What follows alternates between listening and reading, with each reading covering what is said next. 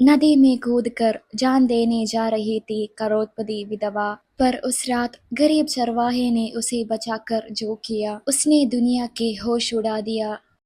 रानी देवी एक बहुत बड़ी करोड़पति महिला थी, जिसके पास दुनिया की हर सुख सुविधा थी, लेकिन उसके बड़े से बंगलों में खुशी नाम की कोई चीज नहीं थी। कुछ समय पहले उसके पति की मौत हो गई थी और तभी से उसकी जिंदगी एक बुरा सपना बन गई। उनके अपने रिश्तेदार जिन्हें वो अपना समझती थी, वही उनकी दौलत के दुश्मन बन गई। उन्होंने पुष्पा को हर तरफ से धोखा दिया, उनकी संपत्ति हड़पने की कोशिश की और उसे मानसिक रूप से इतना परेशान कर दिया कि वो टूट गई। उन्हें लगा कि इस दुनिया में कोई भी उनका अपना नहीं है और सब लोग सिर्फ पैसे के भूखे हैं। एक शाम जब सूरज ढल रहा था और नदी के किनारे हल्की लालिमा बिखरी हुई थी, रानी देवी वहां खड़ी थी। उन्होंने महंगी साड़ी पहनी थी और हीरा सोना लदा हुआ था, लेकिन उनकी आंखों में गहरा सन्नाटा था। उन्होंने सोचा कि इससे अच्छा तो मरना है। बिना किसी हिचकिचाहट से उन्होंने नदी की गहरी धारा में छलांग लगा दी। पानी का बहाव बहुत तेज था और रानी को लगा कि अब सब खत्म हो गया, लेकिन किस्मत को कुछ और ही मंजूर था। वही पास में रामू नाम का एक गरीब लड़का अपनी बकरियां चारा कर लौट रहा था। उसके कपड़े फटे पुराने थे और पैरों में चप्पल तक नहीं थी, लेकिन उसका दिल सोना का था। जैसे ही उसने किसी के नदी में गिरने की आवाज सुनी, वो बिना एक पल गवाए नदी की तरफ दौड़ा। उसने देखा कि एक औरत डूब रही है। रामू ने अपनी जान की परवाह नहीं की और नदी में कूद गया। पानी ठंडा था और बहाव उसे पीछे धकेल रहा था, लेकिन रामू ने हिम्मत नहीं हारी। उसने रानी का हाथ पकड़ा और बड़ी मुश्किल से उसे खींचकर किनारे तक लाया। रानी बेहोश हो चुकी थी। रामू ने उन्हें जमीन पर लटाया और कोशिश करने लगा कि उनकी सांसें वापस आ जाए। कुछ देर बाद रानी ने पानी उगला और धीरे से आंखें खोली। उन्होंने सामने उस गरीब लड़के को देखा जिसने उनकी जान बचाई थी। पुष्पा ने कांपती आवाज में पूछा, तुमने मुझे क्यों बचाया? रामू ने मासूमियत से जवाब दिया, मरना आसान है लेकिन जीना हिम्मत मांगता है। रामू रानी देवी को सहारा देकर अपनी छोटे सी मिट्टी की झोपड़ी में ले गया। वहाँ सिर्फ एक पुरानी खाट और मिट्टी का चूल्हा था, लेकिन वहाँ वो सुकून था जो रानी के बड़े बंगलों में नहीं था। रामू ने लकड़ियाँ जलाई ताकि रानी को ठंड न लगे और उन्हें एक पुराना सा साफ गामजा दिया बाल सुखाने के लिए। रानी ने देखा कि रामू के पास खुद खाने को कुछ नहीं था, फिर भी उसने मिट्टी की थाली में सूखी रोटी और थोड़ा से नमक प्याज रानी के सामने रख दिया। उसने कहा, मेरे पास बस यही है। रानी ने वो रोटी ऐसे खाई जैसे वो दुनिया के सबसे स्वादिष्ट खाने हो, क्योंकि उसमें इंसानियत का स्वाद था, लेकिन कतरा अभी तला नहीं था। रानी के लालची रिश्तेदार जो उसे मारता हुआ देखना चाहते थे, उसके पीछे लग गए थे। उन्होंने कुछ गंडों को काम पर लगाया था ताकि रानी का काम हमेशा के लिए खत्म कर दिया जाए। वो गुंडे रानी का पीछा करते हुए उस गांव तक पहुंचा गई जहां रामू रहता था। अंधेरी रात में उन्होंने रामू की झोपड़ी के बाहर आहट सुनी। रामू को एहसास हो गया कि कोई बाहर है। उसने खिड़की से देखा तो कुछ लोग डंडे और लोहे के रोड लेकर खड़े थे। रानी डर के मारे कांपने लगी।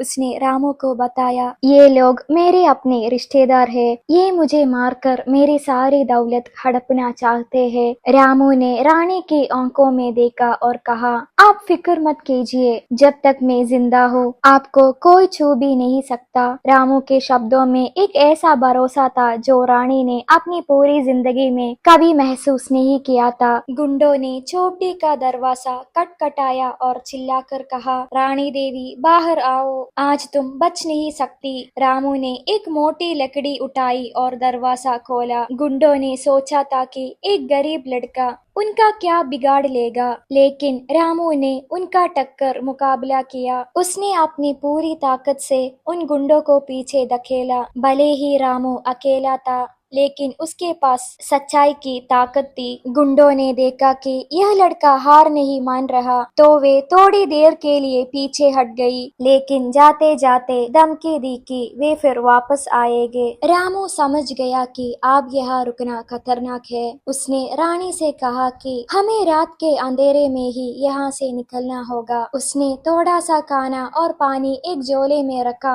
और रानी का हाथ थमा। दोनों जंगल के रास्ते से निकल पड़े। जंगल बहुत घना और डरावना था। हर तरफ से जानवरों की आवाजें आ रही थी, लेकिन रामू ने रानी का हाथ नहीं छोड़ा। रानी को चलने में तकलीफ हो रही थी, उसके पैरों में छाले पड़ गई थी, लेकिन रामू उन्हें हर कदम पर सहारा दे रहा था। रामू उन्हें जंगल के बीच में बने एक पुराना और वीरान मंदिर में ले गया। यह मंदिर टूट फूट चुका था और वहाँ कोई नहीं आता था। रामू ने वहाँ रानी को बैठाया और खुद दरवाजे पर पहरा देने लगा। रानी ने देखा कि रामू के सिर से खून बह रहा है, जो गुंडों के साथ लड़ाई में लगा था। उसने अपनी आंचल से रामू का जख्म साफ किया। उसकी आंखों में आंसू आ गई। उसने पूछा, तुम मेरे लिए इतना सब क्यों कर रहे हो? मैं तो तुम्हारे लिए एक अनजान औरत हूँ। रामू ने धीरे से कहा, इंसान को बचाने के लिए रिश्ता होना जरूरी नहीं होता, बस दिल होना जरूरी है। तभी जंगल में गाड़ी की इंजन की आवाज सुनाई दी। वो गुंडे जीप लेकर जंगल में आ पहुँचे थे। उनके पास अब बंदूकें भी थी। मंदिर के चारों तरफ उन्होंने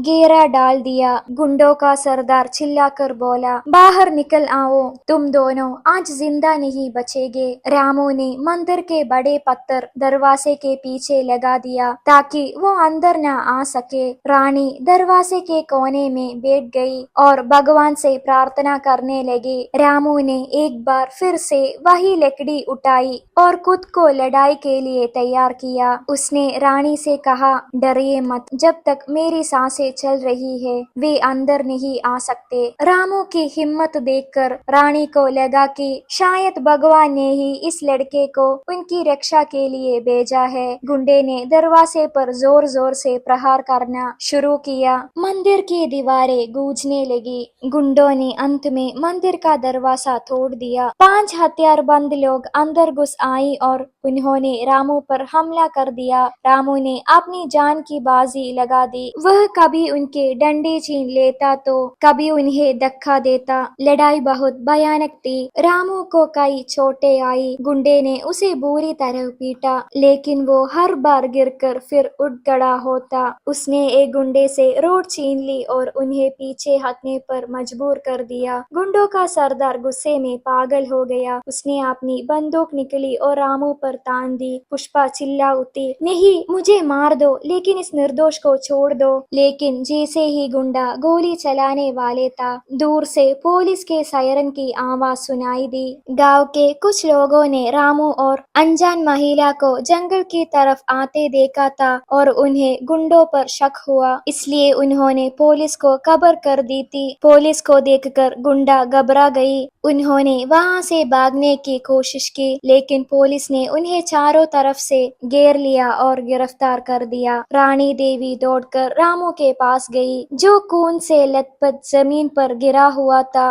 उनकी आंखों से आंसू भर रहे थे। रामू ने हल्की सी मुस्कान के साथ कहा, देखिए, मैंने कहा था कि कुछ नहीं होगा। पुलिस ने रानी देवी को पहचान लिया और उन्हें और रामू को अस्पताल पहुंचाया। अस्पताल में रानी ने रामू का पूरा ख्याल रखा। वहां उन्हें पता चला कि उन गुंडों को उनके रिश्तेदारों ने ही भेजा था। पुलिस ने उन सबको गिरफ्तार कर लिया। रानी को अपनी पूरी संपत्ति वापस मिल गई, लेकिन अब उनके लिए वह पैसा मिट्टी के बराबर था। उन्होंने महसूस किया कि असली दौलत रामू जैसे लोग हैं, जो दूसरों के लिए अपनी जान देने को तैयार रहते हैं। रानी ने फैसला किया कि वह अब वापस उस जहरबारी दुनिया में नहीं जाएगी जहाँ सिर्फ लालच है। कुछ दिनों बाद जब रामू ठीक हो गया, रानी देवी उसे लेकर अपने बड़े बंगला में नहीं गई, बल्कि वो खुद गांव वापस आ गई। गांव वाले हैरान थे कि इतनी बड़ी करोड़पति औरत एक गरीब बकरी चराने वाले के साथ क्यों है। रानी ने गांव के मंदिर में सबके सामने रामू का हाथ थामा। उसने कहा, मैंने पूरी जिंदगी पैसे के पीछे भाग भटकते लोगों को देखा है, लेकिन रामू ने मुझे बताया कि इंसानियत क्या होती है। इसने मेरी जान बचाई है और अब मेरी जिंदगी इसकी है। रानी देवी ने रामू से शादी कर ली। यह देखकर दुनिया दंग रह गई कि एक करोड़पति विधवा ने एक गरीब लड़के को अपना पति चुना, लेकिन रानी के लिए रामू दुनिया का सबसे अमीर इंसान था, क्योंकि उसका दिल बड़ा था। रानी ने अपनी दौलत का इस्तेमाल गांव की भलाई के लिए किया। उन्होंने वहां बड़े स्कूल बनवाई, अस्पताल बनवाई, ताकि किसी गरीब को इलाज के लिए भटकना ना पड़े। रामू अब भी वही पुराना मासूम लड़का था, लेकिन अब वो रानी के हर फैसले में उसके साथ खड़ा रहता था। दोनों की जिंदगी खुशियों से भर गई। वो अक्सर उस नदी के किनारे जाते जहाँ पुष्पा ने मौत को चुना था और वहाँ बैठकर किस्मत का शुक्रिया अदा करते। रानी ने समझा कि दुख जिंदगी का एक हिस्सा है, लेकिन अगर कोई साथ देने वाला सच्चा इंसान हो तो हर मुश्किल आसान हो जाती है। यह कहानी पूरे इलाके में मशहूर हो गई कि कैसे एक गरीब लड़के ने अपनी इंसानियत से एक करोड़पति की दुनिया बदल दी। लोग समझ गए कि असली अमीरी बैंक बैलेंस में नहीं, बल्कि दूसरों की मदद करने में है। रामू और रानी का रिश्ता दुनिया के लिए एक मिसाल बन गया कि प्यार और भरोसा किसी भी दीवार को तोड़ सकते हैं। अंत में उन्होंने साबित कर दिया कि जहाँ सच्चा दिल होता है, वहाँ भगवान दुख रक्षा करने आते हैं।